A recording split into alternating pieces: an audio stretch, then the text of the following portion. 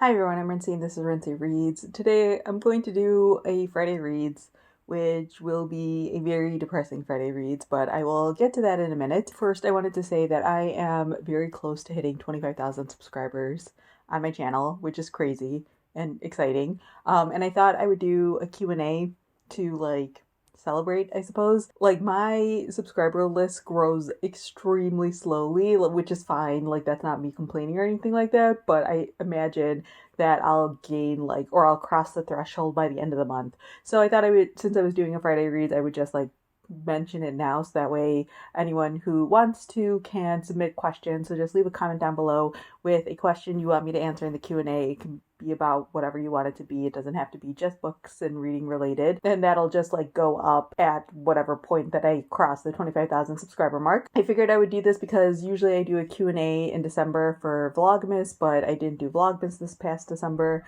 And so I figured now might as well be a good time to do it. So yeah, leave your questions down below in the comment section. I'm just gathering all of them in the comment section of this video because otherwise I will not be able to keep track of them. So don't tweet them at me or anything like that. Post it as a comment. Alright, so now to my not very exciting Friday Reads. It's not very exciting because I have not been reading very much. In the second half of February, after I finished Silver Sparrow, which is the last book review I put up, I haven't really finished anything. I have been DNFing books like it is my job. Nothing is really working for me lately. The only book I finished in the past few weeks has been one that I read for Read or Dead. It was called Bloody Waters. It was a mystery written by a Cuban author back in the 90s, and it's a standard mystery. I didn't even love that one very much to finish it. I just finished it because I was recording the episode and it was easy to read. So I just the resistance was low, so it was easy for me to just finish it. It's for the episode. And then I've read 2 comics, which I talked about in my last video, but I haven't been finishing any books, and I don't like when this happens. Which, most people on BookTube don't like when this happens. I think this is very much a me thing, and maybe it's the books too, I don't know. So I'm just going to talk about some of the things that I've half read. I tried reading Jam on the Vine. I enjoy parts of this book, but I feel the parts that I don't enjoy are enough that it made me stop. I think I stopped right around the halfway point. I would think it was 100 or 150 pages in. The way that this book is described on the back is that you are following a character named Ivo Williams, who eventually becomes one of the first newspaper publishers, black newspaper publishers in the country. And so I was super into it because I love books about journalism and stuff like that because I was a journalism major. But that's only a very small part of the story, or maybe it becomes a bigger part in the second half of the book. I don't know because I didn't finish it. The majority of the book is just about her family life, which obviously is important because it plays a role into how she gets to where she is. The story is told from an omniscient third person sort of narrator perspective, and you follow a bunch of different people in her family, and it feels like all of her other family members get more attention than she does. And it felt when it was finally getting to the point where she's going off to college and things are starting to take off in the direction of her becoming a newspaper woman, it still felt it wasn't getting as much attention as I felt it should have, or in terms of my expectations. So I kind of just stopped reading it because when I put the book down, I didn't feel compelled to pick it back up. So yes, there's that. I also tried to read Wolf Hall. I got to the 150-ish page mark in this edition, so I was in the middle of part 3. I am going back and forth about whether or not I want to keep going with this. I might just take the entire month to read this, maybe. I don't actually know. So Simon from Savage Reads is doing this Mantel March thing where the third and final book in the series comes out this month. Maybe it's already out. And so I'm someone who has been putting off reading this because I wanted the series to be complete, and especially with literary fiction series, you can never really tell when the final books are going to come out because they take longer to write. So I was waiting until the third book came out to give this a try, but I was also very hesitant about giving this a try because this won the Man Booker Prize, and generally whatever book wins the Man Booker Prize, I don't get along with very well. This is one where I find parts of it very entertaining. It's a lot funnier than I was expecting, and the way that they talk feels very Shakespeare in nature, which makes sense because it's set in the 1500s. But I also realized that I know nothing about about like English history, especially its royals, and I know nothing about the Tudor period other than like Henry VIII was a king and Anne Boleyn was a person, and some people's heads get chopped off, I think, eventually. So I don't know anything to like give me context for what's happening here that I think would help a lot while reading this book. So yes, I might give up on this one as well, but I don't really know yet. I have a few more weeks with it as a library book. So maybe I'll try, but I don't know. Again, I think I'm in just like a weird mood in terms of my reading and books, and probably just in general, so that might be affecting it. So it might be a book where I need to come back to it later, but I just don't know if I will or not. Oh, I do want to say though that I have finished some other books that I can't really talk about because they're for the BookTube prize, and I've actually been really enjoying my reading for the BookTube prize. I already read one of the 6 books before the BookTube prize was announced, and then I read 3 others in February, and then I have 2 more left to go. I've mostly been enjoying all of the books, and so I'm excited to like talk about all of those, but it's like sucks because I can't talk about any of these books that I've been reading and enjoying until April. So that's also part of the reason why I'm having a hard time with this, because it feels like the books that I'm enjoying most are the ones I can't talk about yet. All right, so in terms of what is currently happening in my life, I am working my way through Beloved. I tried reading this one and I couldn't like concentrate very well, and Toni Morrison is a writer who you need to be able to concentrate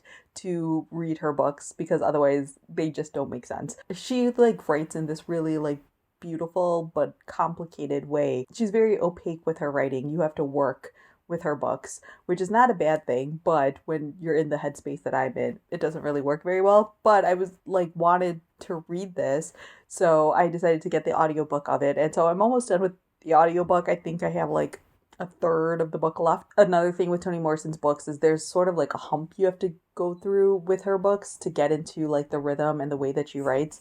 It would probably be better if I read her books closer to each other than I do, but I haven't read her Toni Morrison in a couple of years, so I had to like retrain myself to read her style of writing, and I think doing the audiobooks helps with that a lot. So once I got like a quarter of the way into the audiobook, I started to enjoy it a lot more. I will say that this is not going to be my favorite Toni Morrison from what I can tell, but it's still Toni Morrison, so there's that. I also thought that since I'm in this weird mood, I need to try different things. So I was like, maybe a young adult book will work for me. So I ended up picking up Jackpot by Nic Stone. This is an ARC copy of it that I was sent by the publisher. So this is not what the final cover looks like. This book came out last fall, I want to say. Yeah, last fall. And I've never read any Nic Stone before, but I'm like a couple of chapters into this one and I'm enjoying it so far. You're following this girl named Rico who family's like a little bit poor, or they're like sort of stretched. Her mom moved her and her brother to like this nicer neighborhood in Atlanta, so that way they would get to go to a bigger school, but that means that they don't really have a whole lot of money to go stretch, you know. So there's that. She works at a gas station convenience store sort of thing, and she's working on Christmas Eve when she sells lottery tickets to like this huge mega million sort of thing that's going to happen. And so she believes that she ended up giving this elderly woman the winning lottery ticket, but this elderly woman hasn't come forward. And so the part of the story where I'm at is she's approaching another boy at her school who is kind of known for being a hacker sort of guy to see if he can figure out who this woman is so they can like do something about it, I guess.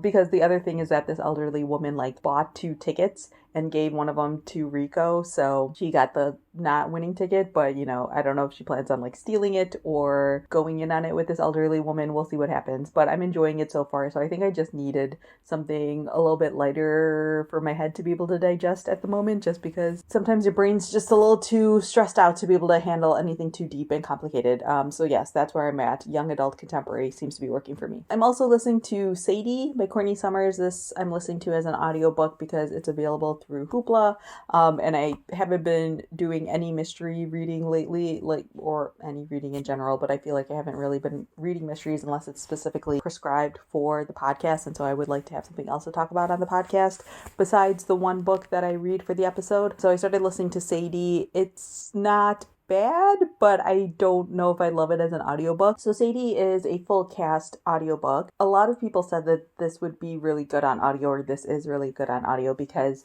the way that the story is set up, half of the story is told from Sadie's perspective and half of it is told as like a true crime podcast. So the story follows this girl named Sadie, whose sister, I believe, was murdered. I haven't gotten too far into the story, but I believe like Sadie runs away to try to figure out what happened. And then there's also like the true crime aspect of the story that's following both, not really the murder, but also like the disappearance and the people in this small town. And so this theoretically works really well as an audiobook. And a lot of people have said that they really enjoy the audiobook. And I don't know if like my expectations were too high, but I feel like everyone on this audiobook cast is like way overacting, or maybe it's just like the way the book is written. I'm not really sure. I keep going back and forth about it. I think because it's playing on true crime podcasts, I want it to sound more natural and more realistic than it actually is. But you can like tell that this is all like fictionalized in the way that it's written, because like the way everyone's talking and the way everyone's acting on the, audiobook feels like acting. It doesn't feel like the way people actually talk. So yeah, I'm not really sure what I'm going to do about that. I might just finish the audiobook because again, it's not terrible and a lot of other people really like it, and I feel like I just need to finish some things. But yes, this is how I feel about my books right now, just like very meh about everything. I don't know again if I'm just like in a bad reading mood or if I'm just not picking the right books for me at the moment or what. So yes, that's my depressing update. So let me know down in the comments below if you've read any of these books, and if you've had similar feelings about these books, feel free to leave those comments down below as well, because that would make me feel better. Or if you have suggestions of things that you've been really enjoying lately, leave comments for that as well, because I think I need like something extraordinary to break me out of this weird reading funk I'm in. And also leave comments down below if you want to leave questions for the Q&A that I will record eventually in the future. So yeah, that's all I have for now, and thanks for watching.